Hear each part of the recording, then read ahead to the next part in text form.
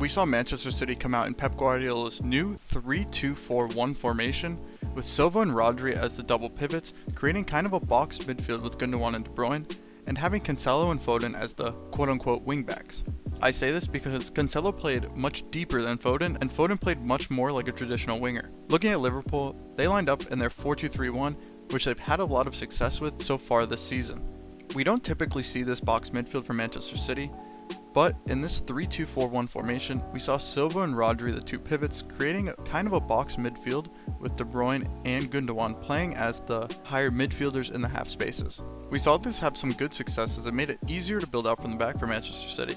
Pep Guardiola's whole plan this game was to overload Liverpool's right side, where they had backup fullback James Milner and Harvey Elliott playing.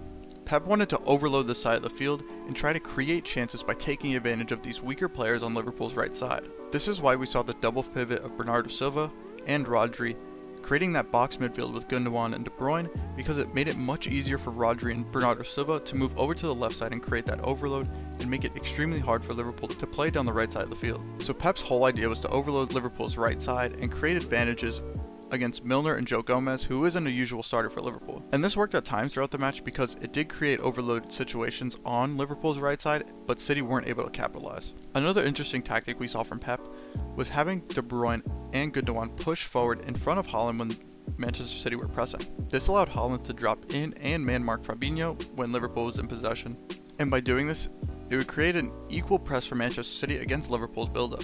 You can see if we look at Manchester City and Liverpool's average attacking side, Liverpool did favor that right side where they had the man advantage for most of the game, and Manchester City heavily focused on that left side where they could exploit Milner, Harvey Elliott, and Joe Gomez, although it didn't work for them this match.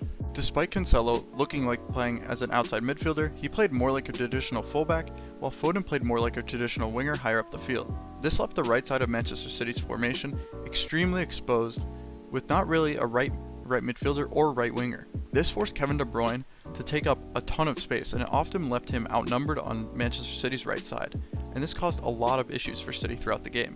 Again, despite being more of a traditional fullback in this position, Cancelo was also the highest man on the right side, so he was forced to move up and down the field if he wanted to push Manchester City's advantage on the outside. We saw this numerous times throughout the match where Kevin De Bruyne and Cancelo would try and build up on the right side, but because they didn't have enough man advantage on the right side, they were forced to play back, or they would lose the ball to Liverpool's press. So Klopp and Liverpool, seeing this, decided to build up more down the left side where Manchester City had a man disadvantage. Robertson could easily push up much higher and pin Cancelo back more into the fullback position.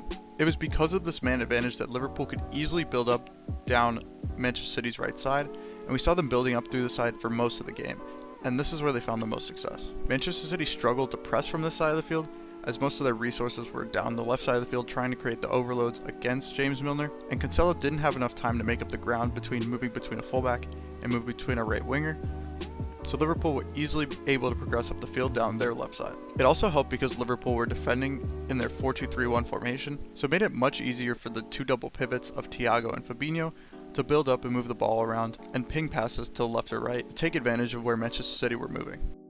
Again, we can see that with Cancelo moving up and down the right side, almost as a traditional fullback, when he did want to push forward almost like Foden did on the left side, he could often be caught out with the space behind him free, and because Cancelo moved forward, Liverpool's attackers could take advantage of the spacing behind him and create these 3-on-3 opportunities with Manchester City's back three. A big reason why this overload didn't work is because of Harvey Elliott. Harvey Elliott and James Milner played a great game, and it was mainly due to Harvey Elliott, Joe Gomez, and Milner all communicating effectively and being able to work back and shut down Manchester City's right side before they could start an attack. We saw Harvey Elliott drop in and help Milner and Gomez whenever he could. And lastly, the main reason that Liverpool were able to come ahead of Manchester City was because of Mo Salah's 1v1 opportunities in behind. Klopp wanted to take advantage of Salah's biggest strength, and that's giving him a one-on-one opportunity in behind. So we saw Salah sitting on the shoulder of the last defender throughout the game, and with City's high press, Liverpool could ping balls in behind for Salah to run onto, and we saw 3 or 4 opportunities like this for Salah throughout the game, and it was ultimately the last one that netted Liverpool a goal. Looking back at the match, Pep Guardiola had some interesting tactical ideas for his first game against Liverpool this year. He wanted to take advantage of Milner, Joe Gomez, and Harvey Elliott and their weak Liverpool right side. However, Liverpool had a great game overall. They looked back to their title contending form, and they played a really good defensive game against Manchester City, limiting their opportunities. Liverpool also did a great job on the counterattack, and Darwin Núñez came in and created a lot of issues on the counter. So if Liverpool can clean some of those up, they'll be back to winning form.